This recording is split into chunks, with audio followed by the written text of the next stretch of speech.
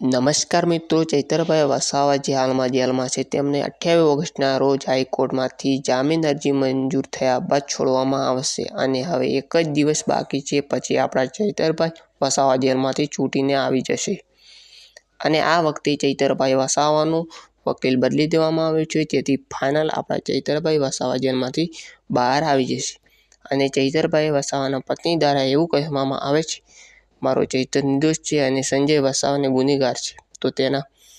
મારા ચૈતર વસાવા આટલા દિવસ જેલમાં રહ્યા અને કોઈ પણ ગુના વગર ફસાવવામાં આવ્યા તો તેને સંજય વસાવાને ફાંસીની સજા આપવામાં આવે એવું ચૈતર વસાવાની પત્નીને કહેવામાં આવ્યું છે. તો મિત્રો, તમારું શું કહેવું છે તે સંજય વસાવા સાથે શું કરવું જોઈએ અને ચૈતર વસાવા 28 ઓગસ્ટના રોજ બહાર આવશે કે નહીં તે કોમેન્ટમાં જણાવજો. અને મિત્રો, વિડીયો ગમે હોય તો અમારી ચેનલ સબસ્ક્રાઈબ કરી દેજો અને વિડીયોને એક લાઈક કરી દેજો. સાચા અને નવા સમાચાર જોવા માટે અમારી ચેનલને સબસ્ક્રાઈબ કરી દો.